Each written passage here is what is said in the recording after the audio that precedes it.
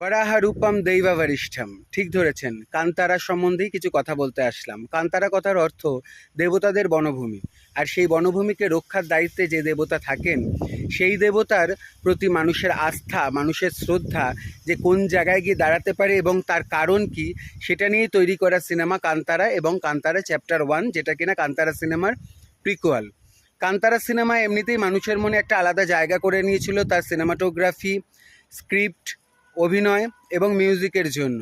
Kantara chapter 1 সত্যি না দেখলে মিস করার মতো একটা সিনেমা। কী নিয়ে কথা বলবো তাই ভাবছি। সিনেমার writing skill, cinematography, VFX, music, অভিনয় অসাধারণ, জাস্ট অসাধারণ। কেননা একটা রিজিওনাল সিনেমা কিভাবে দেশের প্রত্যেকটা প্রান্তে, প্রত্যেকটা মানুষের কাছে এবং বিশ্বের দরবারেও নিজের জায়গা এইভাবে সুন্দরভাবে তৈরি করে নিতে পারে, এটার একটা সত্যি সুন্দর নিদর্শন হচ্ছে কান্তারা চ্যাপ্টার 1। শুধু টাকার আয়টা দেখলেই হবে না, সিনেমাটা সত্যি না দেখলে যেমন মিস করবেন। আমি যখন সিনেমাটা দেখেছি রীতিমতো গায়ে কাটা দিয়েছে কিছু কিছু জায়গাতে। বিশেষ করে বলবো মিউজিক এবং ভিএফএক্সের ব্যাপারে সত্যি শেখার মতো জিনিস। আমরা যে আজকালকার দেখি, আমরা যারা বেঙ্গল থেকে বিলং করি, বাংলা সিনেমার পাশে দাঁড়ান বলে ভিক্ষে চাওয়ার দরকার কেন হয় আর ভিক্ষা চাওয়ার দরকার কেন হয় না, সেটার একটা উৎকৃষ্ট মানের উদাহরণ হলো কান্তারা চ্যাপ্টার 1।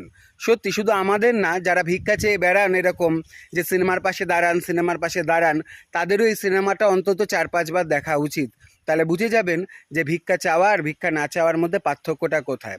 সবাইকে বলবো সিনেমা হলে গিয়ে দেখা যদি সম্ভব হয় হলো, না হলে 2 দিন বাদে ওটিটিতে দিয়ে দেবে, অথবা মোবাইলে তো পেয়ে যাবেনই। যাই হোকভাবে সেইভাবে সিনেমাটা একটু দেখুন, সিনেমাটাকে বোঝার চেষ্টা করুন। বুঝতে গেলে যে খুব বুদ্ধি লাগাতে লাগবে, ভেবে ভেবে দেখতে লাগবে, এই ধরনের সিনেমা আমি নিজেও দেখতে পছন্দ করি না, কারণ আমি অত বুঝি টুঝি না। তো সহজে বোঝারও ব্যাপার, এগুলো সহজে বোঝাই যাবে। আর সত্যি একটা সুন্দর মুহূর্তের সাক্ষী হয়ে থাকবেন আপনারা সবাই।